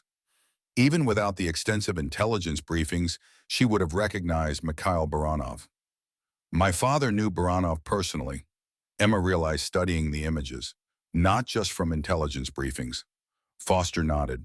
They worked together during the early post-Soviet security initiatives. Your father was part of a team helping the Russians secure their nuclear arsenal after the collapse. Baranov was his counterpart, supposedly dedicated to the same goal. But Baranov was playing a double game, Emma surmised, cataloging vulnerabilities, identifying devices that could be stolen. Precisely, Foster confirmed. By the time we discovered his true intentions, he had already smuggled at least 3 tactical devices out of secure storage. Your father felt personally betrayed. He had vouched for Baranov, had trusted him. Emma flipped through the documents, piecing together a story that had never appeared in any official record. So the mission 14 years ago wasn't just about stopping a nuclear sale. It was personal for my father. Yes, Foster acknowledged, and that's why it failed. Jack was too emotionally invested. He hesitated at a crucial moment, and it cost him his life. Emma looked up sharply. You told me he died protecting your team. He did, Foster confirmed, but only after his initial hesitation allowed Baranov to escape with the device. Jack sacrificed himself to save my men, but the primary mission objective was lost. Emma processed this information, comparing it with what Doc had told her earlier. And now history is repeating itself. Another shot at Baranov, another chance to recover the missing device. With one crucial difference, Foster said, his voice hard. This time we won't fail. Emma studied him carefully, searching for any hint of deception. Why did you really bring me into this mission, Foster, the truth? Foster met her gaze unflinchingly. Because you're the best shot I've ever seen, that even better than your father. Because you have his intuition, his feel for the impossible shot. And because you deserve to be there when we finally complete the mission he gave his life for. The sincerity in his voice was unexpected, throwing Emma off balance. She had prepared for lies, for manipulation, not for this brutal honesty. There's more to it than that, she pressed. What aren't you telling me? Foster's expression hardened. Everything you need to know is in the operational briefing. The rest is classified above your clearance level. That's not good enough, Emma insisted. If I'm taking that shot tomorrow, I need to know everything. No more secrets. Foster considered her for a long moment before reaching a decision. He moved to his office door, locking it securely before returning to his desk. When he spoke again, his voice was pitched low enough that even listening devices would struggle to capture his words. The device Baranov has reassembled isn't just any tactical nuclear weapon, Foster said. It's a special design, one of only 3 ever created by the Soviet Union's Black Laboratory. A weapon designed specifically to evade American detection systems. A first strike capability, Emma realized. Foster nodded grimly. With a unique delivery mechanism. Conventional nuclear weapons emit distinctive signatures during preparation and launch. Our early warning systems are designed to detect these signatures, giving us time to respond. This device was engineered to remain completely inert until minutes before detonation. The implications were staggering. Such a weapon could be smuggled into the United States with relative ease, deployed in a major city, and activated without warning. Intelligence suggests Baranov isn't planning to sell to conventional terrorists, Foster continued. His buyer represents a nation-state with advanced capabilities and profound hostility toward the United States. Russia, Emma asked. Foster shook his head. No, the Russian government considers Baranov a traitor. They've been hunting him as actively as we have. His buyer is a third-party, one that would use the device to trigger a broader conflict between nuclear powers. By attacking the U.S. and making it appear that Russia was responsible, Emma concluded. Exactly, Foster confirmed. The resulting escalation could lead to full-scale nuclear exchange. Millions dead in the initial strikes, billions more in the aftermath. The weight of this knowledge settled on Emma's shoulders like a physical burden. Her father had died trying to prevent this scenario. Now, 14 years later, the same threat had reemerged with even higher stakes. Why keep this from the operational team, she asked. Compartmentalization, Foster replied. The fewer people who know the full scope of the threat, the less chance of a leak. Most of the team believes we're simply preventing a conventional terrorist from acquiring nuclear capability. Serious enough, but not apocalyptic. Emma nodded her understanding. The military had long operated on a need-to-know basis, especially for operations with potential geopolitical implications. So tomorrow morning, she said slowly, I'll be taking a shot that could literally prevent World War III. That's correct, Foster confirmed, his expression grave. No pressure. Despite the tension of the moment, Emma found herself smiling slightly at Foster's grim humor. It reminded her of something her father might have said in similar circumstances. I won't miss, she assured him. Foster studied her face, searching for any sign of doubt or hesitation. Finding none, he nodded. I believe you. He extended his hand across the desk, a gesture that seemed to bridge the gulf of hostility that had separated them since her arrival at Whiskey 7 Range. Emma hesitated briefly before accepting it. Get some rest, Captain, Foster said, releasing her hand. Tomorrow's going to be a long day. As Emma turned to leave, Foster called after her one last time. Emma, she paused, surprised by his use of her first name. Your father would be proud, Foster said quietly. I know I would be if you were my daughter. Emma nodded once, unable to find words to respond to this unexpected sentiment from a man who had until recently seemed to despise her very existence. She left Foster's office with her thoughts in turmoil, the full weight of the mission pressing upon her with newfound intensity.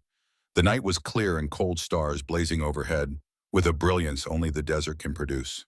Emma sat alone on the small rise overlooking the range, the same spot where she had spoken with Doc the previous evening. Her father's notebook lay open in her lap, its pages illuminated by starlight. She heard footsteps approaching, but didn't turn. She recognized Chen's distinctive gait, the quiet confidence in his stride. Thinking about tomorrow, he asked, settling beside her on the rocky ground. Among other things, Emma replied. Chen nodded, understanding the weight of their mission without needing elaboration. First combat deployment. No, Emma said, but first time the fate of the world might literally hang on my trigger finger. No pressure, Chen quipped, echoing Foster's earlier sentiment without knowing it. Emma smiled faintly. That's what Foster said. Foster's not as bad as you thought, is he? Chen observed. Emma considered the question carefully. He's complicated. His history with my father is messy, but I believe he's committed to the mission, to doing what's right. Most career operators are, Chen agreed. We might disagree about methods, about politics, about 1,000 other things. But when it comes to protecting innocent lives, there's usually common ground. They sat in comfortable silence for a while, contemplating the vast desert landscape and the stars above. The immensity of the scene put human concerns in perspective, making even nuclear threats seem momentary in the grand scheme of cosmic time. I studied your father's career, you know, Chen said finally. After I joined Delta, his missions were required reading for advanced snipers. The Pink Ghost was a legend. Emma glanced at him surprised. They taught about him by name. I thought his operations were classified. The man was classified, Chen corrected. The methodology was taught. The approach to impossible shots, the environmental reading techniques, the psychological preparation. Your father revolutionized long-distance marksmanship. Pride warmed Emma's chest, tempered by the ever-present grief of loss. I wish I'd had more time with him. There was so much more he could have taught me. He taught you the fundamentals, Chen observed. The rest you figured out on your own. That's how it always works with the best shooters. No one can teach intuition. Emma closed the notebook, running her fingers over its weathered cover. Tomorrow I'll be using everything he taught me, everything I've learned since, to complete the mission he died trying to accomplish. It feels like closure somehow. Just remember, Chen cautioned, your priority is the current mission, not resolving the past. Focus on Baranov, on making the shot. Let history take care of itself. Good advice, Emma acknowledged. My father used to say something similar. Yesterday is a ghost, tomorrow is a dream, but today is where you pull the trigger. Chen laughed softly. I like that. Mind if I steal it from my own students someday? Be my guest, Emma replied with a smile. Speaking of tomorrow, you should probably get some rest. Infiltrating a Russian research facility tends to be strenuous work. Chen rose to his feet, brushing dust from his pants. You too. Impossible shots require a steady hand. As he turned to leave, Emma called after him. Chen, he paused, looking back. Watch yourself out there, she said simply. He nodded once, understanding the weight behind her words. In their line of work, tomorrow was never guaranteed. Every mission could be the last, every farewell final. After Chen departed, Emma remained on the rise, alone with her thoughts and the desert night. She opened her father's notebook one last time, turning to a page she had read countless times before. A page written the night before his final mission. If you're reading this, Emma, then things didn't go as planned. Don't mourn me too long. Instead, carry forward what I've taught you. Not just about shooting, but about life. About doing what's right even when it's difficult. Especially when it's difficult. The pink rifle is yours now. I know you'll understand why I chose that color, why it matters. It's not just a tool, it's a statement. In a world of shadows and secrets, sometimes the boldest thing you can do is stand out, be seen, make them underestimate you before you show them exactly who you are. I love you, my ghost girl. Make your shots count, not just on the range, but in life. And remember, the most important target isn't the one in your scope. It's the one in your heart. What you believe in, what you stand for, what you're willing to die for. Until we meet again in whatever comes after this life, Dad. Emma closed the book gently, her decision made. Tomorrow she would complete her father's mission.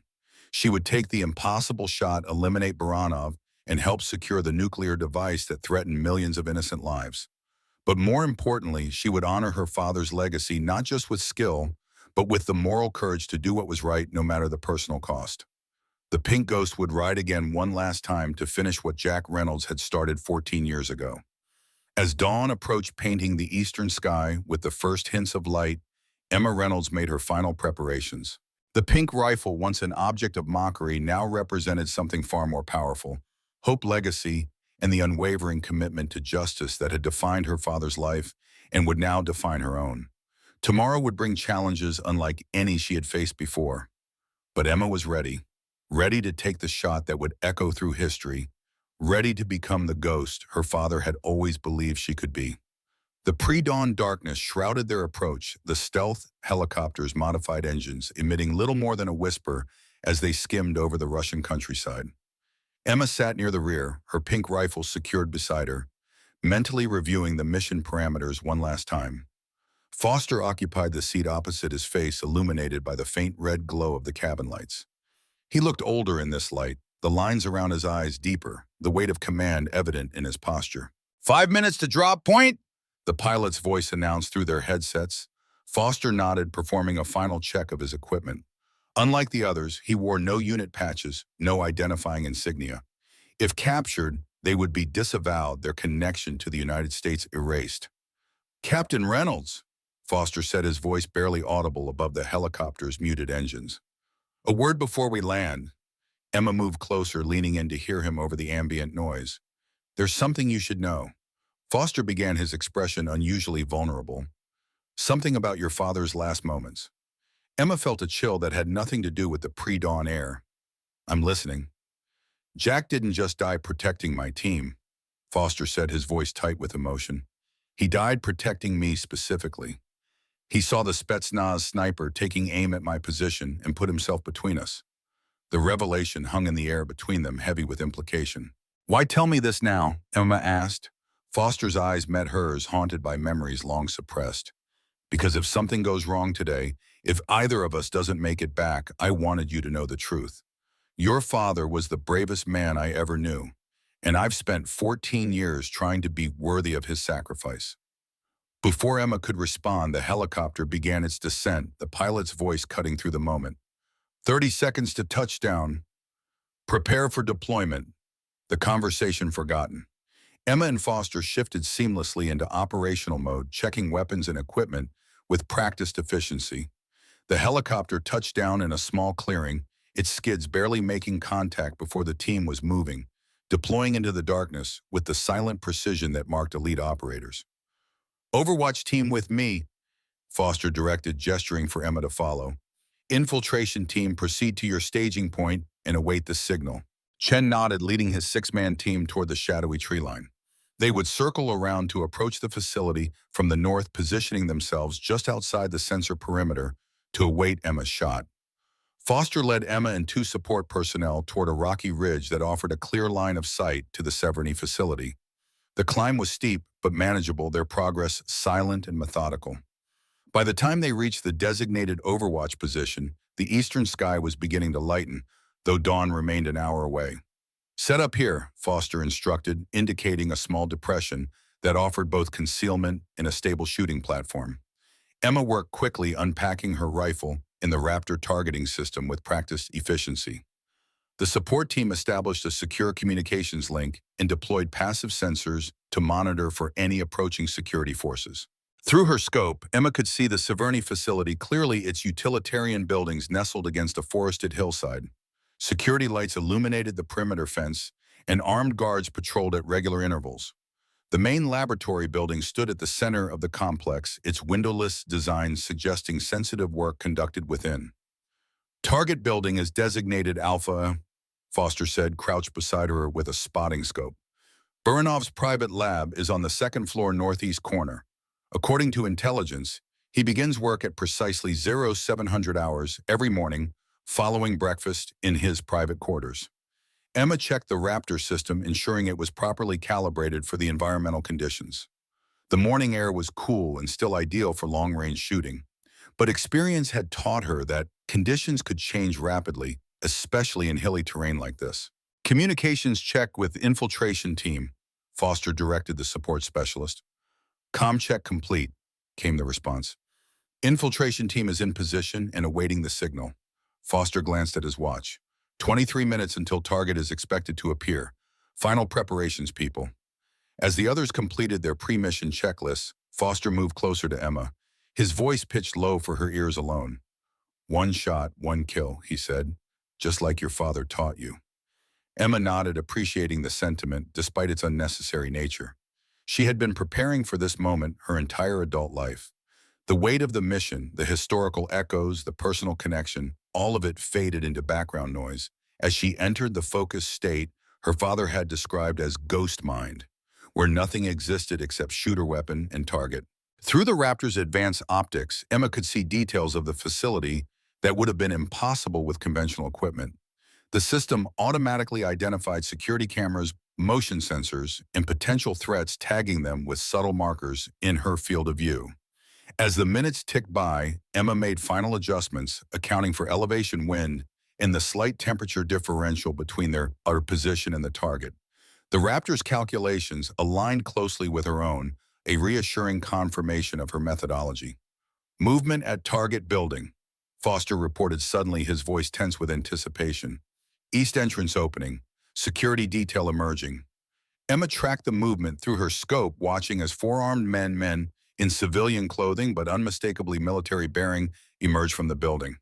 They established a perimeter, scanning the surroundings with professional vigilance. Baranov's security team, Foster confirmed. He should appear momentarily. Emma settled deeper into position, her breathing slow and controlled. The pink rifle, once an object of ridicule, now represented the thin line between peace and potential nuclear catastrophe. Her father's weapon, her father's mission, her father's legacy, all converging on this single moment in time. Target acquired. Foster's voice was calm but urgent. Baranov is exiting the building now. Through the Raptor's scope, Emma saw him clearly. Mikhail Baranov, older than in the intelligence photos, but unmistakable with his steel gray hair and aristocratic features. He moved with the confidence of a man who believed himself untouchable, protected by layers of security and international political complications. Range to target 285 meters, the Raptor's display indicated. Wind speed 3.2 knots from the northwest. Temperature gradient stable. Humidity 62%. Emma made final micro-adjustments, the crosshairs settling on a point just ahead of Baranov's path. At this distance, she would need to lead him slightly, counting for the nearly 9 seconds the bullet would take to reach its target. Infiltration team reports ready, the communications specialist reported. Awaiting your shot. Foster's voice was steady beside her. You have weapons free, Captain Reynolds. Take the shot when ready. Emma drew a deep breath, held it briefly, then exhaled half. In that perfect moment of stillness between heartbeats, she began applying steady pressure to the trigger. The pink rifle spoke its report, sharp and authoritative, in the morning air. Through the scope, Emma watched as Baranov continued walking, unaware that death was already en route, crossing the vast distance between them at supersonic speed. 1, 2, 3, 4, 5, 6, 7, 8.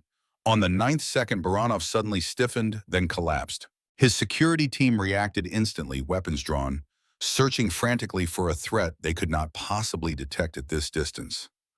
Target down, Foster confirmed, his voice tight with controlled emotion.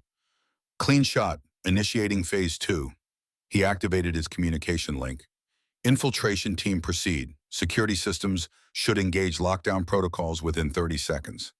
Emma watched through the scope as alarms visibly activated throughout the facility, lights flashing and personnel running to predetermined positions. The security team surrounded Baranov's fallen form, one performing futile first aid, while the others established a defensive perimeter. Foster, Emma said suddenly, noticing something unexpected. The security team isn't retreating inside. They're holding position around Baranov. Foster frowned, observing through his spotting scope. That's not protocol for a facility under attack. They should be moving the high-value asset, the nuclear device, to the secondary location. A chill ran down Emma's spine as implications crystallized. Unless Baranov isn't the highest value asset. Foster's head snapped toward her, understanding dawning in his eyes. The device isn't in the facility. It's already been moved. Or it was never there, Emma suggested, a terrible suspicion forming. What if this entire operation is a misdirection? What if Baranov knew we were coming? Foster grabbed his communication link. Infiltration team, hold position. Repeat, hold position. Possible compromise. Too late. Through her scope, Emma could see Chen's team already breaching the perimeter fence, using the confusion of the alarm system to infiltrate the facility. We need to abort, Emma urged. Extract Chen's team before— Her words were cut short by a sudden explosion at the facility's main entrance. Not the controlled breach Chen's team had planned, but something much larger and more devastating. That wasn't us, Foster said grimly, already packing his equipment. We've been set up. This whole operation is blown. Emma continued watching through the Raptor scope, witnessing with horror as multiple armed teams converged on the facility, their uniforms identifying them not as Russian security forces, but as troops from several different nations. Whoever had arranged this trap had ensured maximum diplomatic complications. Chen's team is pinned down in the East Corridor. The communications specialist reported urgently. They're requesting immediate extraction support. Foster's expression hardened with resolve. Pack up. We're moving to support position. Captain Reynolds, can you provide covering fire from this location? Emma nodded grimly. Yes, but the Raptor system was calibrated for a single high-value target. Engaging multiple hostiles at this distance will be challenging. Do what you can, Foster ordered, slinging his assault rifle over his shoulder. Keep them off Chen's team while we work our way down. Communications alert the extraction helicopter for immediate dust-off at alternate Site Bravo. As Foster and the support team departed, Emma remained in position, adjusting the Raptor system for the new mission parameters. Through the advanced optics, she could see Chen's team taking cover in an eastern service corridor, pinned down by fire from multiple directions. The pink rifle, once her father's, now became something else entirely, not just an instrument of precision elimination, but a lifeline for American operators trapped in a kill zone on foreign soil. Emma began identifying and prioritizing threats, her breathing steady despite the chaos unfolding more than 4 kilometers away. The rifle cracked again and again, each shot finding its mark with uncanny precision. Enemy combatants fell one by one, their positions transformed from secure cover to exposed vulnerability by the invisible death that seemed to materialize from nowhere. Through her earpiece, Emma could hear Foster coordinating with Chen, directing the trapped team toward an extraction point, while he and the support element worked their way down the ridge to provide close-range assistance. Captain Reynolds, Chen's voice came through strained but professional. Be advised, we've confirmed Baranov is indeed dead, but there's no sign of any nuclear device in the facility. Repeat, the package is not on site. Understood, Emma replied, eliminating another hostile who had been maneuvering to flank Chen's position. Focus on extraction. I'll keep them off you as long as possible. For the next 20 minutes, Emma maintained her overwatch position, providing precision fire support that allowed Chen's team to break contact and begin moving toward the extraction point.